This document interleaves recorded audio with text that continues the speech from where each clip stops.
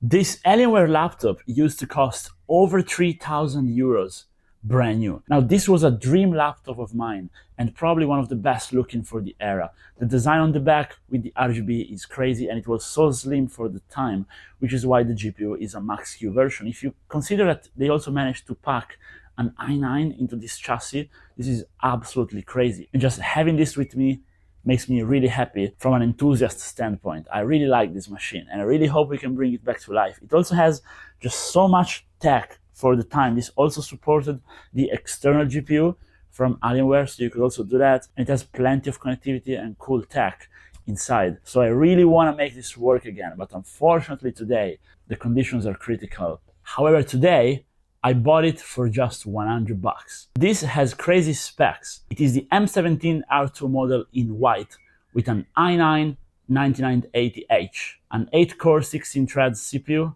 based on the 9th gen Intel architecture, which was very fast at the time, and it has an RTX 2070 Super Max-Q. Pair all that with a 17-inch 1080p screen and a very premium design, and you got this little beast. However, the reason why it's so cheap is pretty obvious. First of all, it is very ruined on the aesthetics. The rubber is basically melting by how much people have spent time with their hands on it. A lot of keys in the keyboard don't work.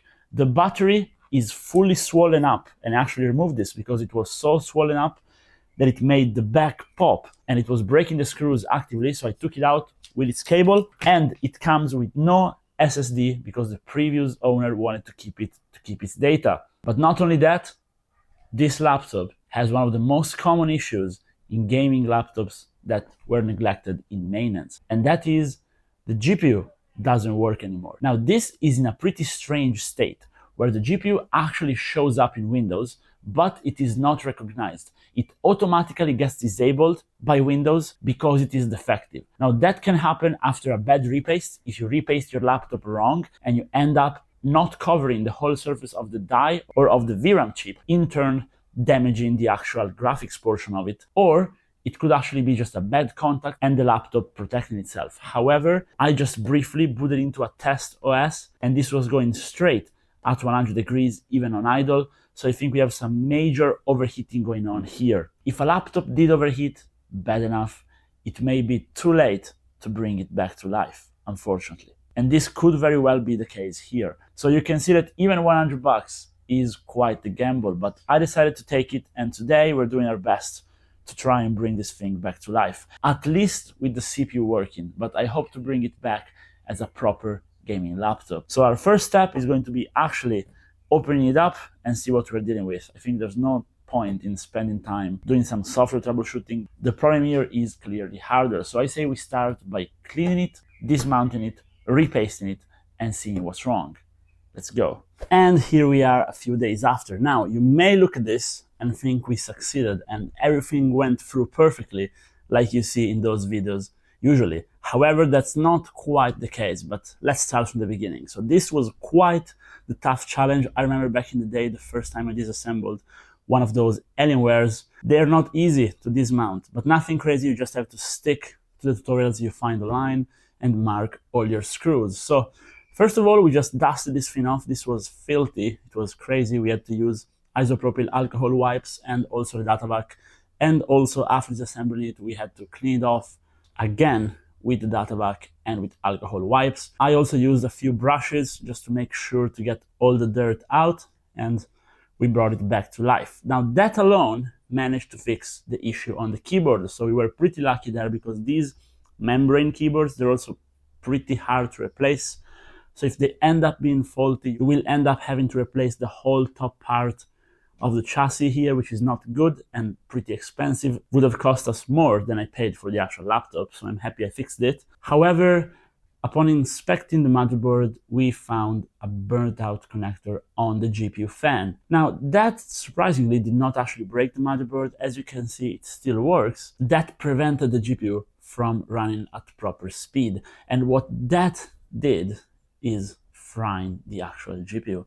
That also explains why the PC was going at such high temperature, because this is a heatsink which has separate heat pipes that go on separate radiators, and one of the two radiators quite simply was not doing its job properly.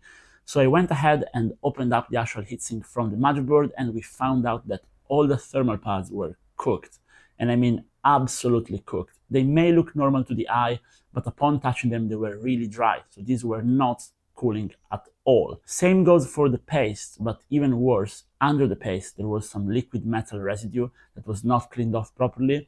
So we had really bad adherence, and we actually had to sand it with sandpaper to make sure it went back to flat. So pretty tough scenario. However, since I knew that this had GPU issues, I went ahead and attempted a reflow with a heat gun, gave it my best. It doesn't really need a lot of time, just 3 minutes, and sometimes it works, sometimes it doesn't.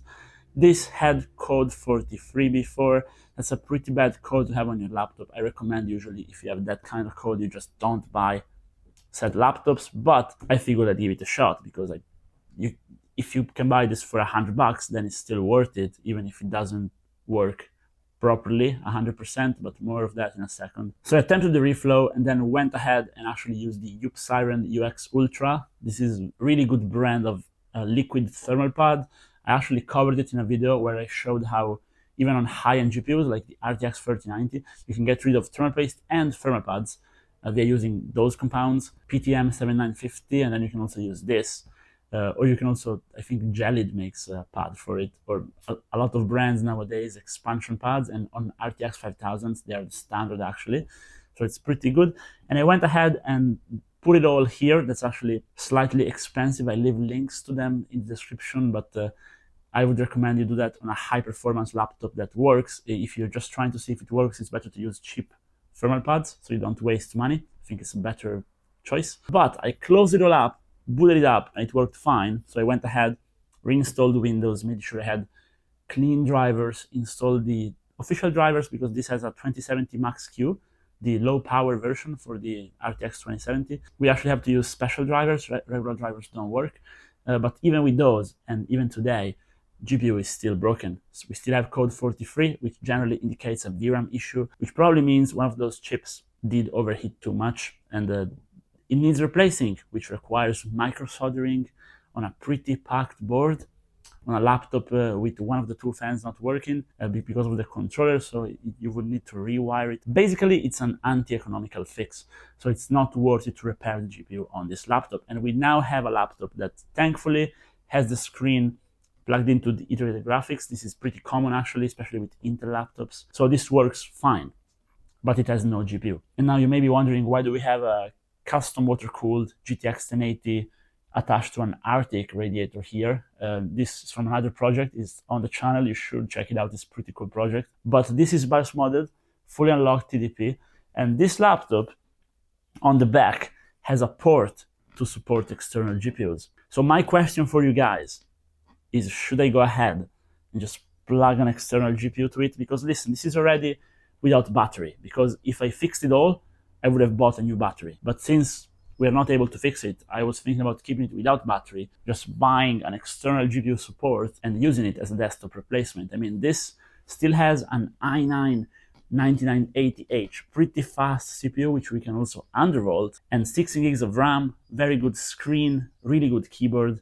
I think we can use this as a desktop replacement with the right GPU. But should I use a 1080 or should I go newer or overkill, like try to drop like a 5090 in it? You guys let me know. You guys decide. The conclusions we can get from this, since we also cover PC flipping on the channel, is the following. Basically, buying broken laptop is really risky. If you have been following the channel for a while, you know I'm pretty against it. Even though I bought a few, I only buy those that are really cheap. I never buy like a slightly cheaper laptop because it has issues, because it turns out very often there are more than one issue. As you can see here, we had burnt connector, broken fan, keyboard not working, burned out GPU in the end. So if you bought this for a discount, even a hefty discount, it would not have been worth it. The only way it's worth it is if you buy it for really cheap, then it's worth it. And in this case, it actually is, because for around the $100, what you can pay for a laptop in these conditions, you just buy a new battery for $100. And for $200 plus the material cost, maybe $20 for order replacements. For $220, you have an i9 laptop with a new battery, with a really good screen, really good chassis, really good keyboard, which you can use daily. But it's not a gaming laptop. So if you were to sell it, first of all, it would be a tough sell because it's a broken machine, but also you would have to sell it as a non-gaming laptop. So for PC flipping in general, even on trade-ins, I stay away from broken laptops, or I just give them a very low appraisal. But as usual, if you guys have different opinions, or if you guys have a different skill set than me, maybe you're better with micro soldering, or you have better contacts for motherboard replacements, you may have a different idea. So please, if you do, let me know down below. I found it very interesting, and I hope you liked the video either way. And if you did, drop a like and subscribe. You can also now become a member to see the videos sooner, and see you guys in the next one. Bye bye.